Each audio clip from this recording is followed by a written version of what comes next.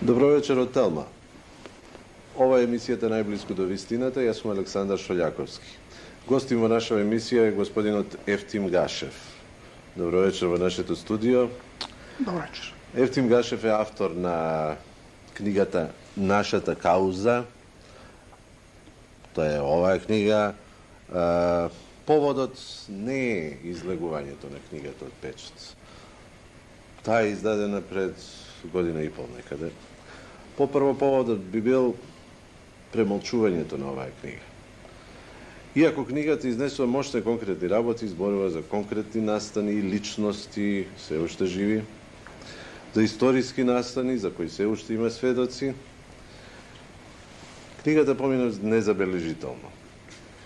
Ниту книжевната историската критика, да речеме, ниту публицистичката не ја одбележа, осем попатно и спорадично. Лично се сеќавам дека вакви книги со ваква содржина кои се издава во некои други времења и се однесува на некои други општества беа примани со ужасување, згрозување, со револт и со чудено видување дека воопшто нешто такво се случувало. А од книгата на Ефтим Гашев гледаме дека и ние сме имале гулази, логори, најдиректни прогонувања од сталинистички и нацистички карактер, сме имале монтирани судења, процеси, убиства. Господин Гашев, вие сте еден од тие кои се имале несреќата да бидете предмет на еден ваков терор. Сте осудени во својата рана младост, сте одлежале околу 7 години, ако не се лажам. Зошто?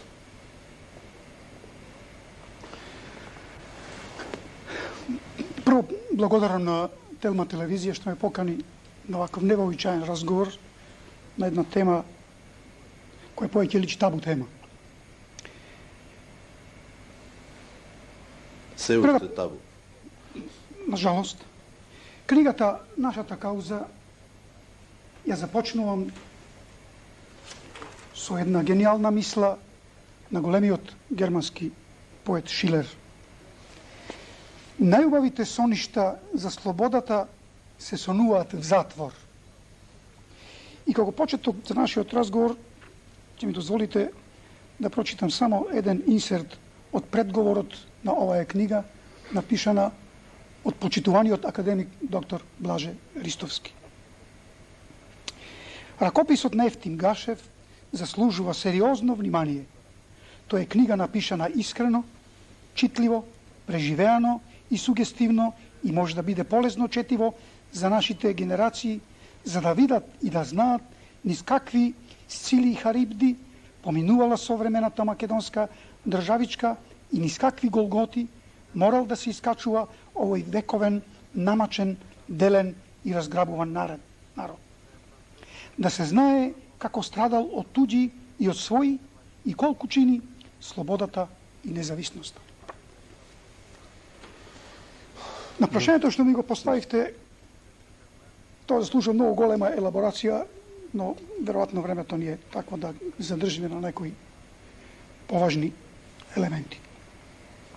Познато е да со победата на социјалистичката револуција во Југославија, аналогно и во Македонија, се воспостави режимот на диктатурата на пролетаријатот, се воспостави режимот на Македонија како федерална единка во рамките на Федеративна Југославија.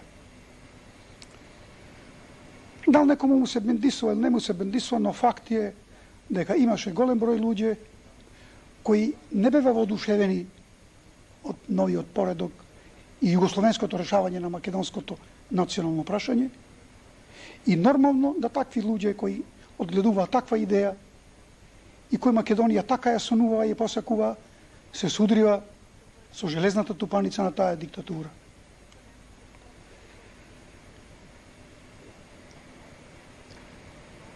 Комунистичката диктатура со своите непријатели се пресметуваше на најсуров начин, третирајќи ги како народни непријатели, како класни непријатели и нормално жртвите бева евидентни. Незадоволниците од ваквото решавање на македонското прашање, 45-та година, бевме и ние, една група ентузијасти, крајно национално дефинирани, со македонска национална свест, бевме веднаш пречекани на бајонет и бевме жестоко прогонувани, судени и нашиот процес 20 стрелани. Обвинението беше како дело на една монтажа на политичка полиција и еден агитпроп кои имаат тенденција да измислуваат народен непријател, за да се додворат на Белградскиот центар дека и тие во Македонија ја уништиле контрареволуцијата. За да не им останеме должни на гледачите, за што конкретно сте вие судени? Конкретно, ние сме судени дека сме припаѓале на една илегална организација наречена Македонско национално движење Бунт, формирана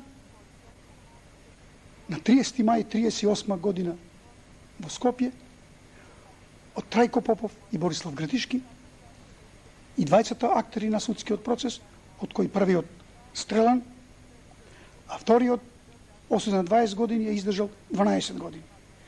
Идејата на тој политички актив, што не беше никаква политичка формално организирана, нити партија, нити некој посебно движење, тој актив ширеше пропаганда за самостојна обединета македонска држава, држава на македонскиот народ, народ со македонска национална свест, народ со издиференцирана македонска националност. Со врз основа на таа шема ни се импутира, односно дел од тоа ни се импутира дека ние сме се бореле за уривање на државното редување на Југославија, да се Македонија отцепи од Југославија и да биде самостојна. До тука се е во ред. И тоа е точно.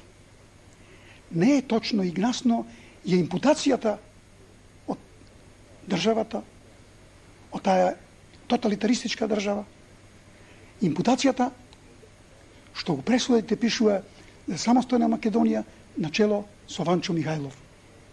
Таа импутација ние и цел живот ја одбиваме и не само што одбиваме, ние фактички во затворот за цело време се боревме против идејата на Ванчо Михајлов, која идеја во затворот беше застапувана од луѓе кои слегнава од политичката сцена, луѓе кои 41 година замената на српската окупација, бугарската окупација ја пречека како ослободување под наводници на Македонија и тие навистина се најдува во затвор со кои ние се срудивме и навистина ние бевме онаја сила во затворот која се бореше против бугарскиот ванчовистички враговизам.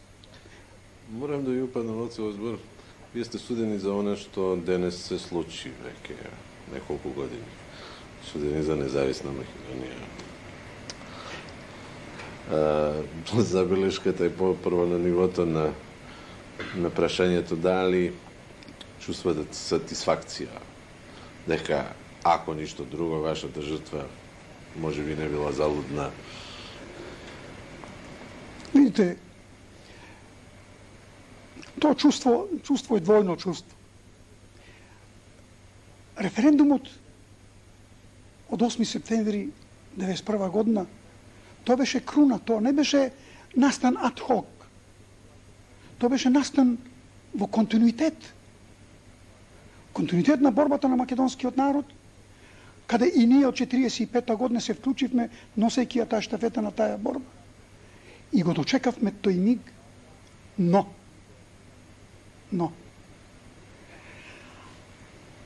горди сме ние, таа провениенција од неколку луѓе, главно млади ентузијасти фанатици македонски, што дента се гласаше това што нам ни пишуваше во пресудите.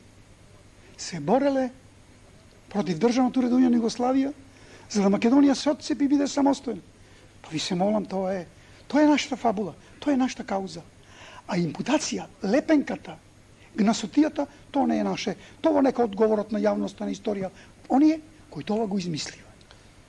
Интересно е дека целата кампања која се водеше и против вас малку и против други луѓе кои били ориентирани всушност кој вас посебно, точно таа лепенка се истакнуваше цело време. Значи Михайловизам, не знам, про бугарски или про некакво про. Зошто таа немаше друг обид за спорење, освен дисквалификација?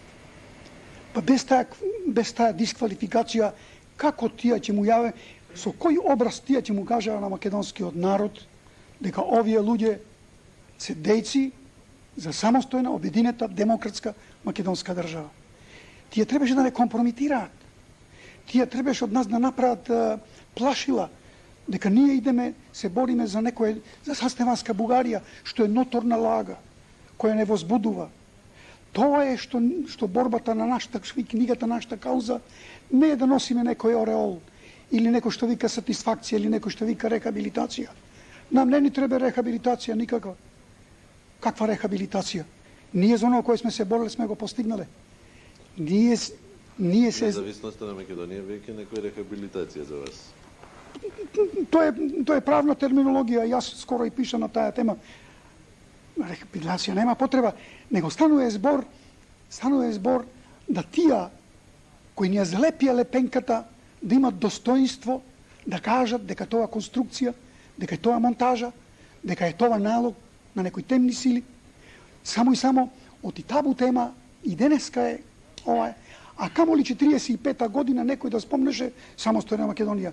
Тоа веднаш беше асоциација антијугословенство, кој требаше да се жестоко прогонува и да се сотре во темелот. Во Нова Македонија се водеше една кампања против вас, неколку луѓе, од кои вака и суспектни имиња беа во прашање, се обидуваат да ве дисквалификуваат, да ве офираат. Зошто вие не одговоривте или што беше причината? Благодарам на ова прашање. Мнози не ме прашуваат зашто не одговорите. Тоа е, драги мои пријателе, тоталитаризмот се уште не е уништен. Номенклатурата се уште не е, гарнитурата не е сменета. Континуитетот си продолжува. Гледајќи ги личностите кои се уште се начело и на оваа држава, тоа е еден континуитет. Тоа е континуитет. Јас ќе те обвинам, а ти обиди се да се одбраниш, обиди се да најдеш аргументи за својата одбрана. На тие гнасни напади врз мојата личност и нашето минато. Тие не го докажуваа со аргументи. Тие сакаат да не дисквалификуваат, но морам да кажам да на тие серијски кампањски написи по државниот весник Нова Македонија, тенденцијата беше јасна да не искочи вистината на виделина и да се каже дека континуитетот на самостојна Македонија е априори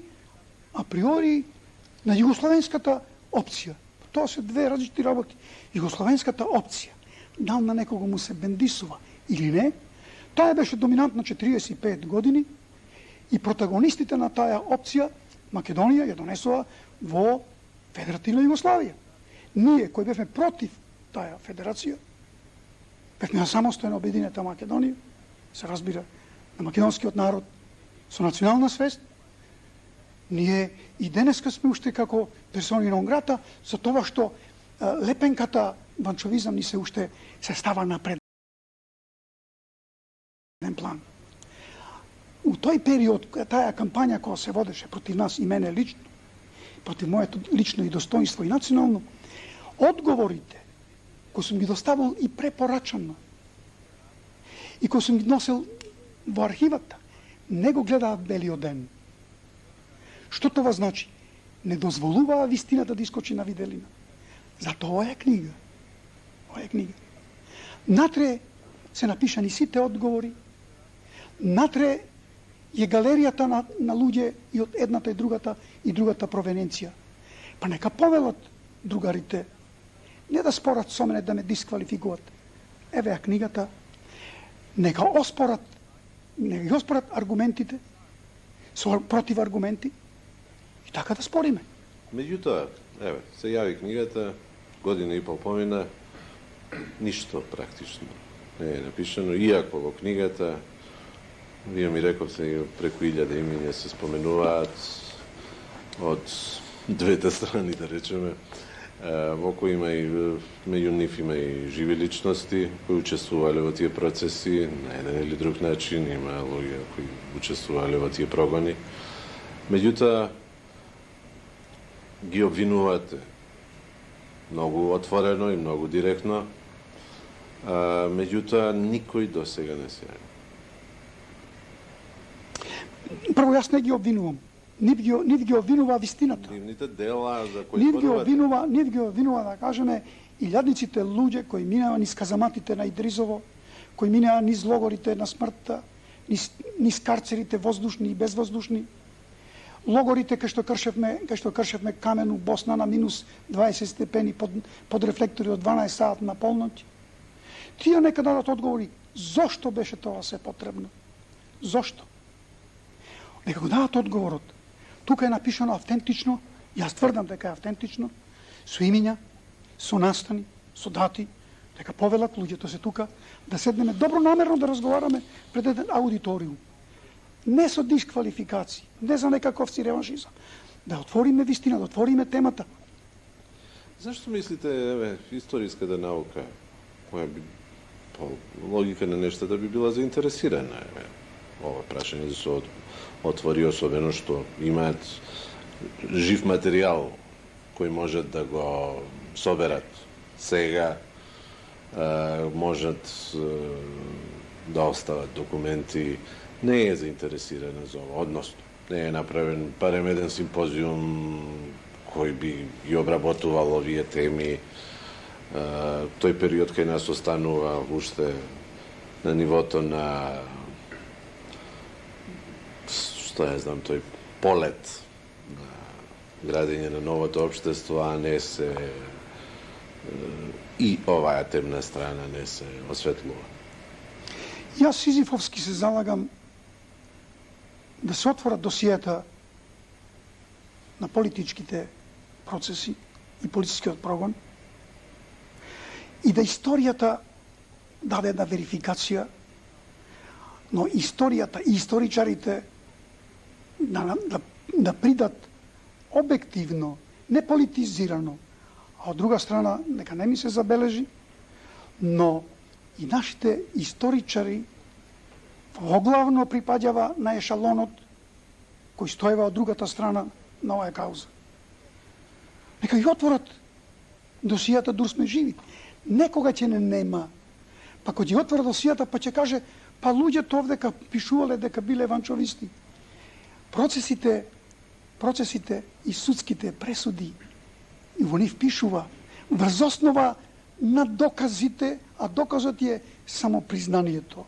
Во еден тоталитаристички режим, како што беше југословенско-комунистичкиот, се знае што значи тоа самопризнание.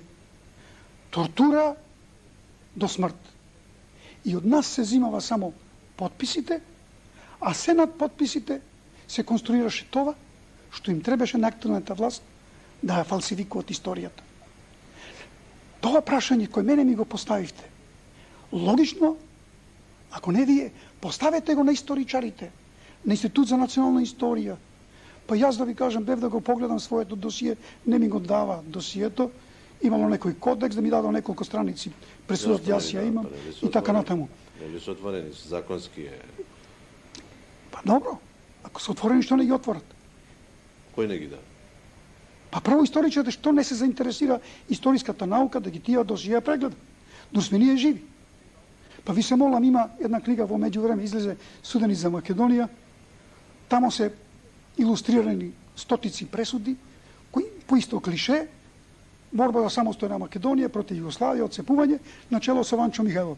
Изјавите на стотици луѓе и тогаш анонимни и писмени и неписмени луѓе викат, па луѓе ние не сме ни чуле кој е тој Ванчо Михајлов. Што е врска ние со некаков си Ванчо Михајлов? Па ние знаеме самостојна Македонија, ние знаеме дека сме македонци. И зашто се оглушува науката? Се прават симпозии, не сакам да критикувам, симпозии се прават и позитивни, и секакви, и онакви. Нека направат тие, нека направат. И за многу побезначени работи. Нека направат они симпозиум. Дали мислите, еве се направија симпозиуми за Ченто и Ченто е рехабилитиран. Колку што знам, Ченто лежал со вас во затвор, ви имате едно поглави овде, му го посветувате и нему. Дали мислите дека е тоа доволно што Ченто е рехабилитиран и се за другите се подразбира или сака така да се представи? Не, таа тема е малку покомплексна и не би се сложил да се остави впечаток дека сите ние кои лежевме не лежевме, други лежеле во затвор, ние робувавме, оти нашите пресуди бева со тешка присилна работа. Ние пред Ченто бевме во Идризово.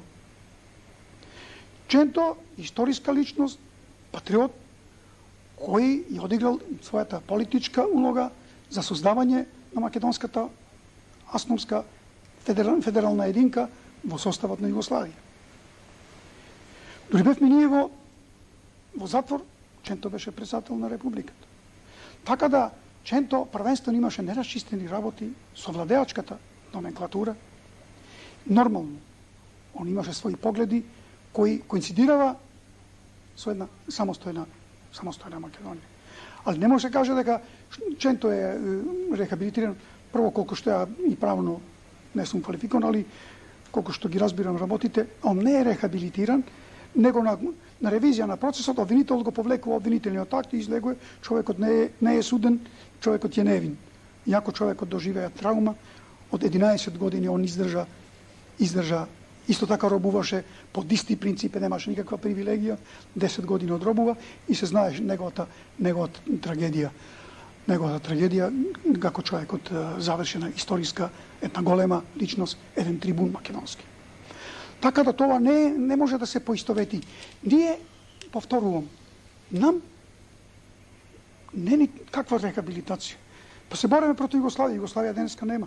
Се бореме против југославенската опција, која не го издржа тестот на времето. И сега ние да пишеме молба до ова судство, до овие судии кои се уште во континуитет морално-политички подобни. А нас тоа што правно нема потреба да пишеме. Нам треба само ова собрание плуралистичко, демократско. Треба само да каже дека не беше само едноумие. Имаше двоумие. Само цената на двоумие беше жестока и ние ја плаќавме.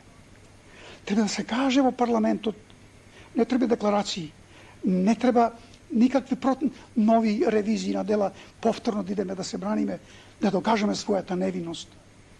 Каква своја невиност да докажуваме? Треба да се каже дека овие луѓе биле на вистинската македонска страна во времето кога владееше, доминираше пројугословенската опција. Имаше некои обиди да се донесе, не знам, национално помирување, не знам дали беше декларација на ниво, но секој случај имаше некои обиди од политичките структури да го надминат тоа прашање. Зошто не идоа на прием и во општеството? Не, прво поставката беше, за мене беше погрешна. Сидеше на рехабилитација. Каква рехабилитација? Не, имаше една рехабилитација. Имаше една рехабилитација, после нешто полурехабилитација, па сега некако се заговара помирување. Видите, прашањето на тоа национално помирување, тоа е едно комплексно прашање и тука може да се иде од една крајност од друга крајност. Јас имам своје гледиште во тоа помирување и зависи кој што мисли во тоа помирување. Ја би го тоа прашање така поедноставил. За да дојде до помирување некакво, треба прво да се констатира кој со кого се скарал, кој со кого треба да се смири. И у таа мирба, кој ќе си ја признае својата заблуда? Добро, тоа е веќе некој чекор. Да, али овде кај некој заговара, па да се помириме. Како да се помириме?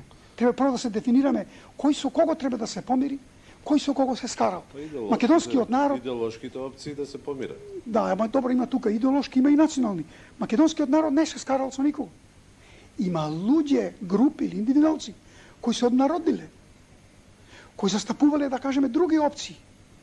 Тие луѓе треба да се преиспитат во една реалност, една македонска реалност и да видат и да кажат, у тоа помирување треба да кажат да, ние сме припадале на една погрешна опција од одредени причини и нашето е место тамо каде што е македонскиот народ. А не сега тука пак има политиканство. Пак некои рентизи политички и така натаму, кое, затоа сега да кажам, оној предлагачот на тоа би требал да изнесе, не знам кој е тој, дали такови ќе се роди, да ја постави платформата на тоа помирување, да видиме што се подразбира во тоа помирување. И што викам ја, кој со кого треба да се помири, а лично мислам, не може се помируваат, да кажеме, луѓе кои се уште на оваа држава, на овој народ, уште му импутираат, да кажеме, некакво минато или сегашност, и се уште се заговарат, да кажеме, опции, па ние сме македонци, но нашето потекло е бугарско, па ние треба да признаеме бугарска историја, па и од страна сега на бугарите викам дека сме ние романтичниот дел на бугарската историја, да ми биде дозволено да кажам, па како Единка, како Гашев, па Бога ми, сите овие 4 наши соседи се трагичниот дел на нашата македонска историја. Сакате групно, сакате поединечно. Така да проблемот е многу комплексен. А тврдам дека македонскиот народ не е скаран. Македонскиот народ е тој кој се борел за својата национална и државна самобитност. Но секако треба да стигнеме до една ситуација во која ќе можеме да кажеме ние сме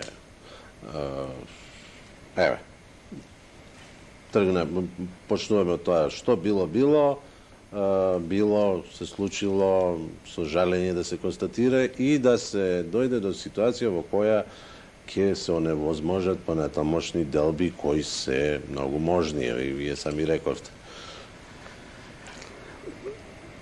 Во тој контекст, па се враќаме малку поназад, нека се отворат досиета да се даде политичката лична карта на луѓето прогонувани и судени за идеите за самостојна Македонија. Ако мене се уште, на моја оваа возраст, на овие настапи, кои сум ги, колку можел да ги имам, да се уште ми се импутира дека сум јас припадник на некоја антимакедонска опција, па кој со кого, како ние да се мериме? Прво ние треба да го ние тоа исчистиме, треба да се дефинира тоа, дека наспроти југословенската опција. Па зашто ние не зборуваме, да кажеме, никој таа опција југословенската и ја третираме, па тоа е така нормално, и таа опција, дури денеска некој вика, па таа опција била национално ослободување на Македонија. Таа опција е била континуитет на самостојна Македонија.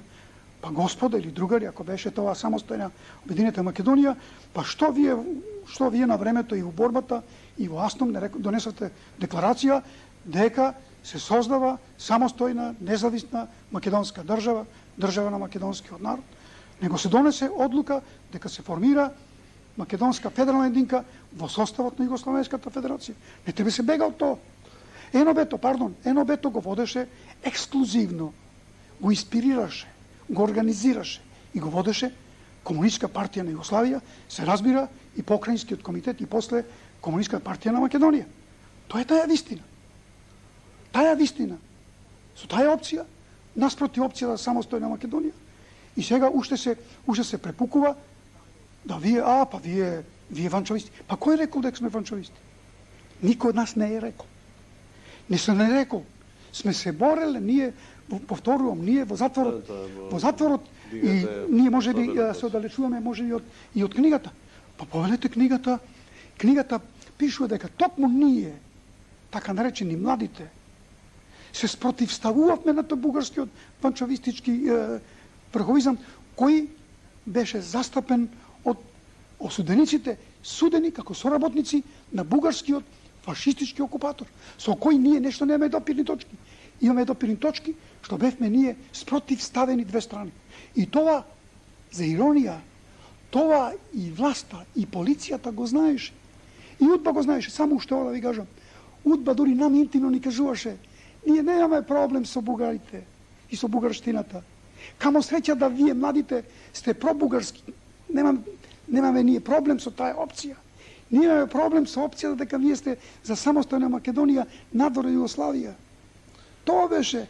Добро, колку и во книгата вие сте осудени за деликт на мислење, практично, затоа што, колку што знам, вашата организација не подразбирала силовите методи, туку политичко действување.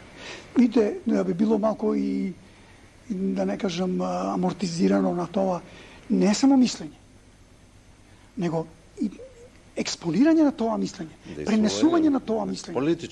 Политичко, да, ние, реков ја, не сакаме да собираме сега некои ловорики. Не сме ние биле партија, не сме биле ние некоја сила. Ние бевме ентузијасти кои гласот на народот го ширевме. Го ширевме за време српската окупација, го ширевме за бугарската окупација и почнавме да се спротивставуваме во време на југословенско-македонското владење на оваа земја од 45 година. И за тоа ние у мај 45 година сме затворени, дека сме сакале да го подриваме југословенскиот режим, да се Македонија отцепи, да биде самостојна и со таа проклета лепенка Панчо Михајлов, што не само што не е вистина, и тоа уопште не држи. У пресудата да ви пишува тамо диспозиција, сето тоа напишано на чело со Панчо Михајлов, што нема никаква врска. Гледа колку што наведувате и ова било задолжително во сите пресуди. Па како инаку ќе не декласира, како ќе не компромитира, па и луѓето и денес кога се водеше таа хајка и против мене, тоа беше основниот елемент. Гашев и тие тамо компанија, па тоа биле све ванчовисти, тоа биле бугари, тоа биле браници, тоа биле борци за бугарштината у Македонија. Да додадам у тој контекст таквата поставеност, таквата пропаганда на агитпропот македонски одеше во прилог и на великобугарската кауза спротив Македонија и еден познат великобугарски носител на таа идеја, Црнушанов, во неговата книга за македонизмот, тој се служи точно со документацијата, со пресудите и написите од Нова Македонија, дека луѓето кои 45 година се бореле против Југославија во Македонија, тоа биле борци за Бугарија. Значи, злосторство прави оваја власта 45 година, да, што нас не фрла во туѓи преградки. И тој Црнушанов тамо во неговата книга вика, еве ги борците за бугарштината во Македонија. Тоа не е вистина, тоа е срам. Тој срам македонски, а му се овозможи. И да кажам на тој Црнушанов, јас само официјално му одговорив. Одговорив и у Македонско слонце му одговорив на тие лаги, на таа пропаганда, на тој македонизам. Значи, ја сечеме гранката на која седиме, само да се докаже да не му падне неколку круната од глава. Не бара никој круната. Има една ревизија, без малку се прави, се истакнува во прв план сега НОБ, национално и социјално ослободување на Македонија. Се потенцира националното. Дали е прашање тренд или нова свест? Па зашто сега ние да елаборираме за НОБ? За НОБ има илјадници книги напишано. Тамо најубаво точно пишува кој е профилот на НОБ. Има на голема вистина. Јас сум ја и друг пат јавно рекол. 41 година луѓето што востанаа против бугарскиот окупатор, тие не востанаа во името на Тито и во име и на комунизмот и на Југословенската комунистичка партија. Тие востанава да се борат против бугарскиот окупаторски режим, за да се Македонија осамостои. А што организатор на таа борба беше Југословенската комунистичка партија и Покрајинскиот комитет и луѓето од СЕФТА јако беа најпатриотски определени, али не можеше да се избега од југословенската шема. Реков, Комунистичка партија на Југославија ја водеше борбата и во Македонија. Делегатите на Централниот комитет тука ја спроведува политиката.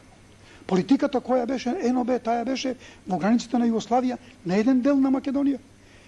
Тој НОБ од 41-44 година никаде не го постои проблемот, да кажеме, борбата на окупираниот дел на Македонија во Пиринскиот, во Бугарија, Пиринскиот дел, или за Егејскиот дел во Грција. Каде е тој третман? Каде е тој третман? Во оваа конотација заслужува во тоа НОБ и таму бева работите исто така не бева едносмерни. И таму имаше интерни борби и врвот по односи на националното прашање.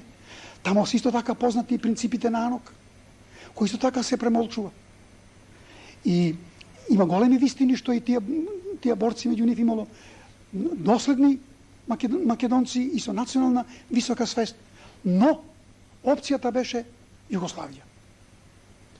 Но веројатно се поделени чувствата на луѓето кога се работи за таа југословенска ориентација, ќе се рече бако ништо друго, таа југословенска ориентација па некоја заветрина обезбедила, која овозможила за овие 40-50 години националната свест да расте, да се развива во релативно слободни рамки, па така конечно не добива негативна конотација.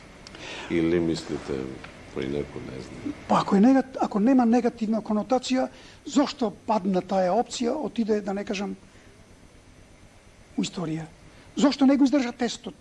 Ако таа опција била исправна, зошто правевме ние референдум? Зошто правевме референдум ако југословенската опција е била доминантна? Не, во одреден историски период говорам. Па добро, тоа е релативно. Вие се постава хипотетично прашање. Јас се обидувам да размислувам како гледач. Али ние дискутираме, или сега да кажем дискутираме, по победата сите генерали се умни. Ние зборуваме за опција која победи. Не знаејќи другата опција не беше пуштена во оптек. Иако и во НОБ имаше опција и преку Шарло, опцијата беше за комунистичка Македонија или пак самостојна Македонија. Сакате да кажете дека луѓето не можеле да се изјаснат во тоа време како... Па како ќе се изјаснете кога инспираторите и водачите на НОБ, тоа беше дисциплинирана организација, тоа беше оно кој може да се спроведуваат само директивите, па вие знаете присуството на Темпо, па на Радосаљевиќ, па на Шилјо, па после и 45-та година во институциите на полицијата македонска возна, доминантни бева луѓе од Сојузната управа од Белград доваѓава, кои раководева СОЗНА и ги ликвидира луѓето кои се борева за оваа кауза. Не зборам за провениенцијата од провениенцијата на луѓе кои одговарава за кривични дела за соработници на бугарскиот окупатор. Тоа го елиминирам во оваа дискусија. Тие дојдова тука точно да го уништат тој сепаратизам македонски. И сега нека научници да докажат, не викам ја дека треба нихилистички да се гледа, не викам ја дека за време на овие 45 години дека е се црно, но треба политички да се даде една реална димензија. Јас сум за реална, не глорификација и не трансформација камелеонска сега. Ние што бевме за Тито, денеска ние сме за... Секој чест сте се бореле за таа опција, сте се избориле за таа опција, но таа е опција ваша, другари, господа, историјата, со референдум не ја прифат. А сега да викате, па референдумот, тоа е нашиот континуитет. Па ако беше ваш континуитет, што го донесете тоа пред 20 години? Да. Што 45 година не направите референдум?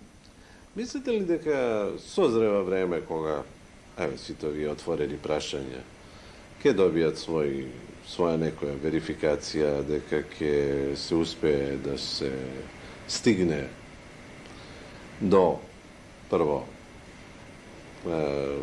да се стави крај на она што се национални конфронтации во самата нација, дека политичкото милје созрева за да може да се направи ова што вие говорите.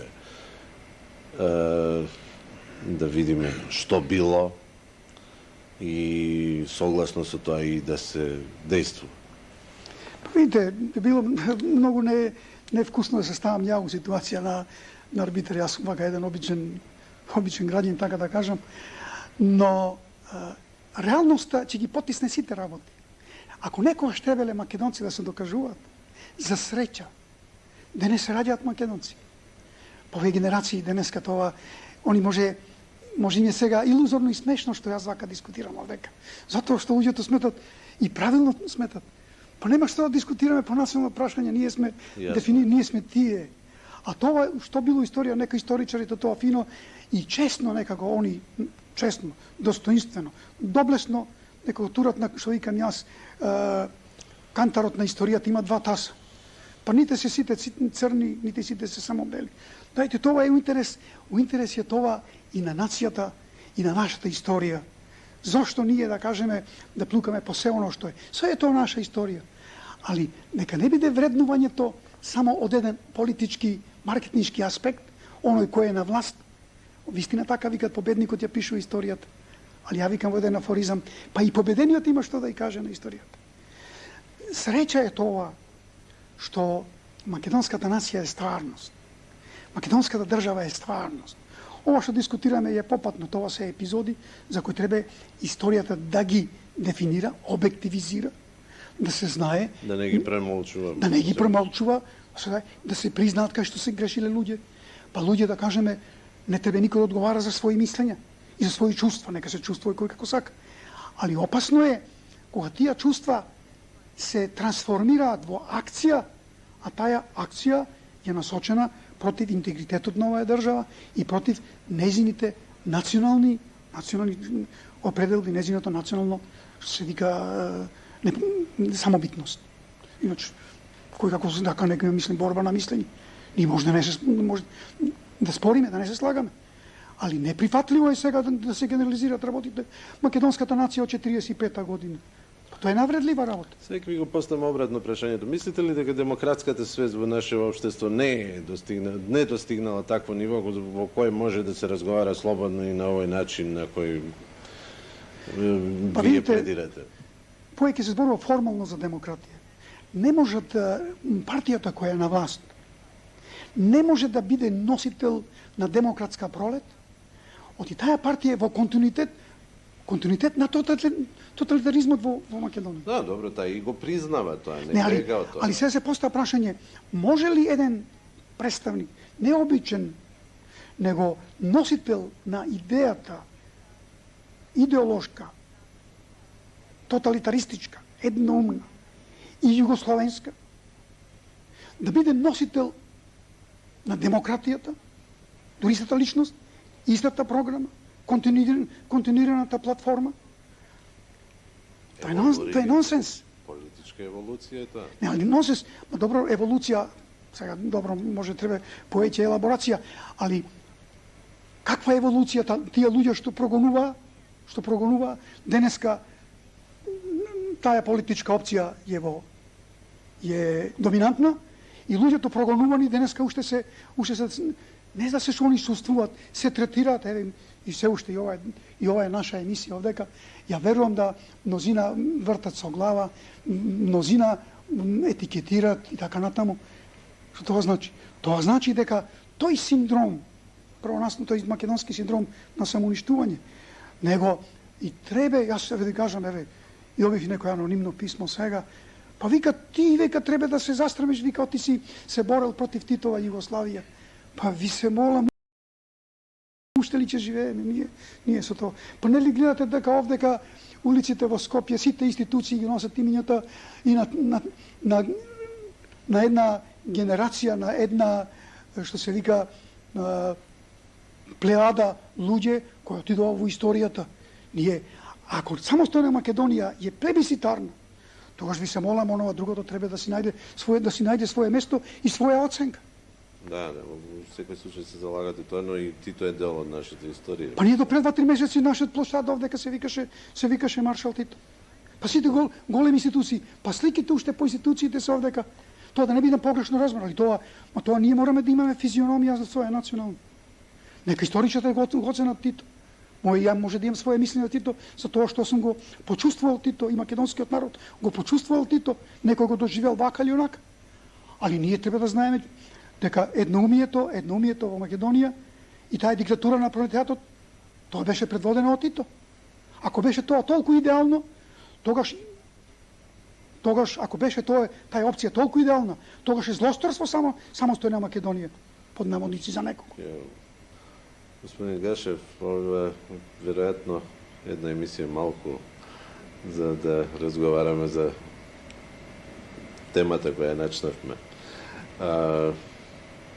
Навистина ви благодарам на вашето присуство овде.